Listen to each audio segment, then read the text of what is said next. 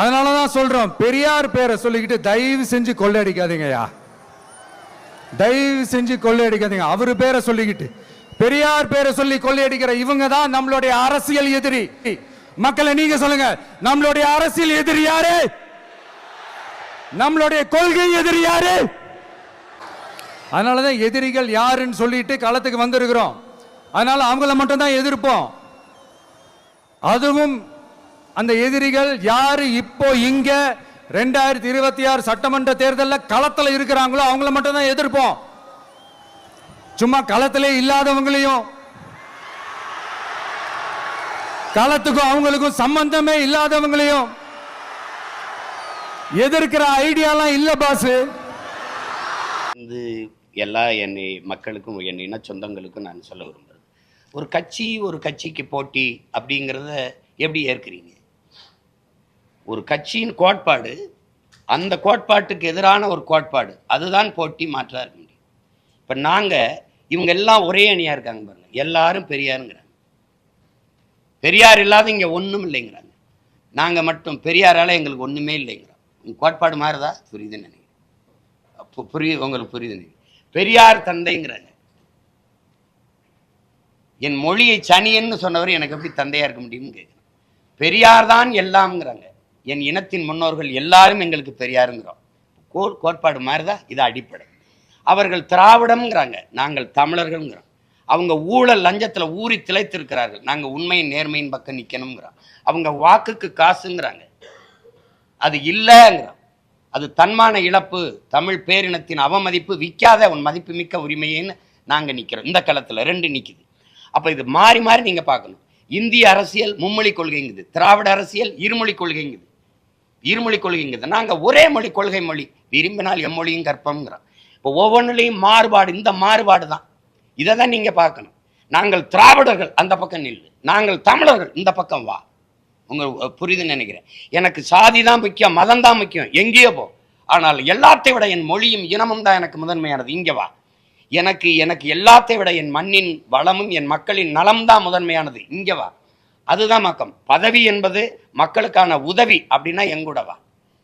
பதவி என்பது பணத்தை சேர்க்க, அதை பத்திரமா வச்சு பாதுகாக்க அப்படின்னா அங்கிட்டு. இப்போ இந்த கோட்பாட்டு அளவில் நீங்கள் என்னங்கிறத நீங்கள் பார்க்கணும். இப்போ நீங்கள் அதை விட்டுட்டு நீங்கள் திருப்பி வந்து இந்த கட்சி இதை ஒழிச்சிடணும். எதை வச்சு ஒழிப்பீங்க? கத்தி வச்சா, அருவாலை வச்சா, கடப்பாரை வச்சா, கோடாரி வச்சா, எதை வச்சு? ஆகச்சிறந்த அதை தாண்டிய கோட்பாடு கருத்தியலை வச்சு தான் இதை புரட்டி போடணும். அப்ப மாற்று என்பது இந்தியம், திராவிடம், இந்த கோட்பாட்டுக்கு மாற்று என்பது தமிழியம் தான், தமிழ் தேசியமாக தான் இருக்க முடியும். அதை தானே இருக்கணும். நீங்கள் அந்த கோட்பாடு தானே வைக்க முடியும். நான் சொல்றேன், தமிழ் பயிற்று மொழி, ஆங்கிலம் கட்டாய பாடமொழி, விரும்பினால் உலகின் எல்லா மொழியும் எங்கள் விருப்ப மொழி கற்போம், அப்படி ஒரு கோட்பாட்டை சொல்லணும். அதை விட்டுட்டு நீங்கள் அப்படி எப்படி பேசுவீங்க? நீங்கள் ஒரு கோட்பாடு இருக்குது, நீங்கள் தாராளமயம், தனியாரமயம், உலகமய பொருளாதார கொள்கையில் என் நாடு இருக்குது, நான் அதை எதிர்க்கிறேங்கிறேன். இந்தியா சொல்லிடுச்சுன்னா சொன்னா நான் எதிர்க்கிறேங்கிற அந்த கோட்பாட்டை நான் ஏற்கலை. நான் தற்சார்பு, பசுமை, தாய்மை பொருளாதாரத்துக்கு வரேன். இதுதான் காந்தி கண்டது, எங்கள் தாத்தா ஜேசி குமரப்பா கண்டது, இதுதான் எங்கள் தாத்தா காமராஜ் கண்ட கனவு, தற்சார்பு. அதில் கூடுதலாக ஒன்று சொல்கிறேன், பசுமை பொருளாதாரம்ங்கிற வேளாண்மையை முன்னிறுத்தி கட்டுகிற, வேளாண்மையை முன்னிறுத்தி கட்டப்படுகிற பசுமை தாய்மை பொருளாதாரம்ங்கிறேன். எப்படி சாராய கடையை மூடுவேன், 50,000 கோடி இழப்பு, மாற்று வருவாய் பெருக்கம், பால் இருக்கு, 1.5 லட்சம் கோடி 2 லட்சம் கோடிக்கு பாலின் சந்தை மதிப்பு இருக்கு தமிழ்நாட்டில். அப்ப இது முக்கியமா? அது முக்கியமா?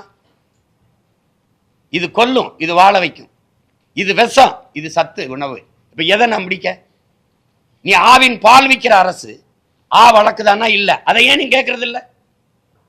ஆவின் பால் விற்குது, கவர்மெண்ட் வேலை, கவர்மெண்ட் விற்குது, ஆவின் நிறுவனத்தில் வேலை செய்யறவன் அரசு பணியாளன். எங்க பசு எங்க? உனக்கு பால் எங்க? ஆந்திராவில இருந்து. நீ ஏன் மாடு வளர்க்கல? பால் குடிக்கும் போது வக்கனையா பால் குடிக்கும் போது மாடு வளர்க்கறது அவ்வளோக்கு வேளமா? என் தாத்தன் மாதாவரத்தில் பால் பண்ணி கொண்டாந்தாரு காமராஜ். இப்போ மாடு வளர்த்தே இல்லை, அது அரசு வேலை தானே, போய் போட்டு வேலை பார்த்தில. ஏன் முன்ன டாஸ்மார்க்கில் சாரை ஊற்றி கொடுக்குறவன் கவர்மெண்ட் எம்ப்ளாயாக இருக்கலாம், அப்போ சாப்பாடு போடுற விவசாயி கவர்மெண்ட் வேலையாக இருக்கக்கூடாது. ஆடு மாடு வளர்க்க இருக்கக்கூடாது. ஆடு மாட்டுக்கு ஊசி போடுற வெட்டினியர் டாக்டர் கவர்மெண்ட் எம்ப்ளாயாக இருக்கலாம். இந்த ஆடு மாடு வளர்க்குறேன் ஆத்தாளப்பே மாமச்சின்னு அரசு எம்ப்ளாயாக இருந்துடக்கூடாது. எப்படி இப்போ மாற்று பொருளாதார பெருக்கத்துக்கு நீ வரவே இல்லையே, வரவே இல்லையே. நீ உன்கிட்ட விதை இல்லை, நீ விவசாயம் செய்கிறதுக்கு விதை இல்லை. சின்சாண்டா மேன்சாண்டா நிறுவனத்துக்கிட்டு இருக்கு. எத்தனை பேருக்கு கவலை இருக்குது இந்த தலைவர்களில்? இந்த போட்டியிடுற இந்த திராவிட கூட்டணிக்கு ஒருத்தனை சொல்லு எங்க 22,792 விதையை ஒரே நாள மன்மோகன் சிங் ஆட்சியில் சின்சாண்டா நிறுவனம் மேன்சாண்டா நிறுவனத்துக்கு எடுத்து கொடுத்த பெருந்தகைகள் இவர்கள் தான். எல்லாரும் கூட இருந்தாங்க. இந்தியாவிலே 2 கிழவந்தாள் தான் அந்த நெல் நிறுவனத்தின் தலைவர் ராத்தால் ரிச்சாரியா, இன்னொருத்தர் எங்கள் அப்பா நம்மாழ்வார். எல்லாம் 2 பேரும் போயிட்டான். இப்போ நெல் எங்கே இருக்கு? விதை எங்கே இருக்கு? வந்துட்டேன் தக்காளி விதை, கத்திரி விதை, பூசணி விதை, வெண்டைக்காய் சுரக்காய் விதை வச்சிருக்கியா? எங்கே வச்சிருக்க? ஒன்றும் கிடையாது உனக்கு. நீ ஒரு தக்காளி கிலோ விதை இருக்கு எடுத்து போடு, முளைக்காது. மறுபடியும் விதைக்கு 1 கிலோ விதைக்கு 5,000 ரூபாய் அவன்கிட்ட போய் வாங்கிட்டு நான் விதையிலிருந்து மீண்டு எழணும்னு துடிக்கிறேன். என் மொழி செத்துருச்சு. தமிழ் மீட்சி அப்படின்னு இந்த தலைமைகள் ஏதாவது பேசுமா? எல்லா படமும் ஆங்கில பேர் வச்சு வருது, எல்லா நுட்பக்கலைங்களும் ஆங்கிலத்தில் வருது, தமிழ்ல பேச தெரியல. அலைபேசியில் தங்கிலீஷ்னு ஒரு ஆப் வருது. அவ்வளோதான். இது ஒரு இனம் செத்துருச்சு. நான் மீட்சி வரணும்னு நினைக்கிறேன், மறு கட்டமைப்பு செய்யணும்னு நினைக்கிறேன். இவ்வளோ வேலை செய்கிறது இதோட போய் இது மாற்று இது போட்டி இல்லை. நீங்கள் எல்லாரும் போட்டியை போடுங்க. எனக்கு போட்டி யாருன்னு கேட்குறேன். என் கோட்பாட்டுக்கு போட்டி யார்? தண்ணி விற்பனைக்கு அல்ல, தண்ணீர் உலக உயிர்களின் உயிர் தேவை. அது விற்பனை பண்டம் அல்ல, மிக உயர்ந்த சந்தை பொருள் அல்ல. தடை. நான் ஆட்சிக்கு வந்தால் தடைங்கிறேன். இதில் எந்த கட்சி சொல்லும்? நோ பிளாஸ்டிக் பாலித்தீன், குளைமம் நெகிழி கிடையாது. மாற்று பயன்பாட்டுக்கு வரணும். தடை. ஏன்னா என் நாட்டை குப்பை மேடு ஆக்குது. இது கடலுக்குள்ள மீனின் எண்ணிக்கை விட அதிகமாக நெகிழியின் எண்ணிக்கை இருக்குது. கடல் நெகிழியின் அகழியா மாறிடுச்சுங்கிறார் கவிப்பேரரசு வைரமுத்து. இப்போ நான் என்ன செய்யலாம்? தரையில் இருக்கிறத மறுசுத்திகரிப்பு செய்யலாம், கடலுக்கு இருக்கிறத என்ன செய்யலாம்? அப்போ எதை நோக்கி நீ நகர்ற? நான் மரத்தோட பேசிட்டுக்கேங்கிற, கடலோட பேசிட்டுக்கேங்கிற, தண்ணியோட பேசிட்டு இருந்தேன். அதெல்லாம் இல்லைன்னா நீ வாழ முடியாதா? அப்போ அடிப்படை அறிவே இல்லாத ஒரு கூட்டம் பதறா சுற்றிட்டு இருக்குன்னு அர்த்தம். எனக்கு முன்னாடி பேசினா நாங்கள்லாம் அப்பா எங்கள் முன்னோர்கள் விழிப்புறல. எங்கள் தாத்தா சொன்னார், பாலை விற்கிற மாதிரி தண்ணீரை விற்பாண்டா அப்படின்னு. நாங்கள் எச்சரிக்கலை. விளைநிலங்களெல்லாம் வீட்டு மனையெல்லாம் விற்பாண்டா எச்சரிக்கலை.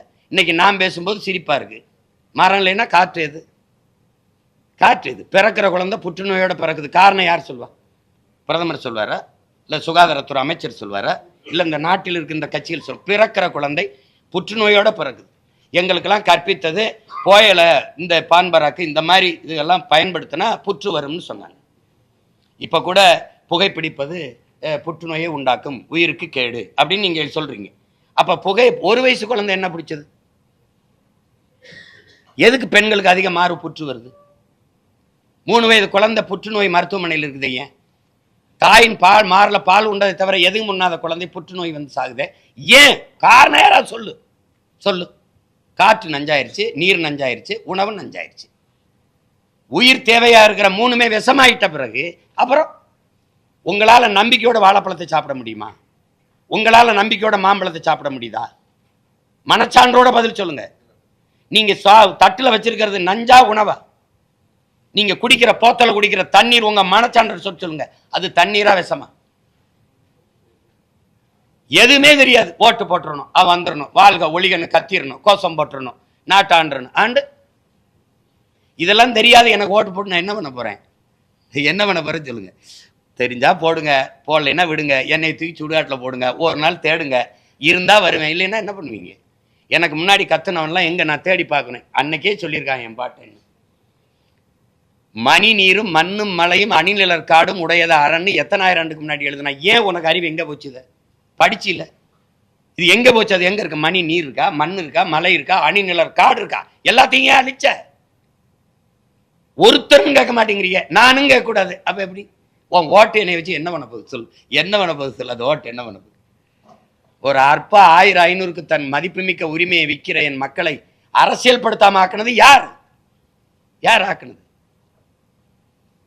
யாராவது சாராயத்துக்கு வீரன் பேர் வைக்கிற உலகத்துல ஏதாவது ஒரு தலைவங்கிற ஆட்சி?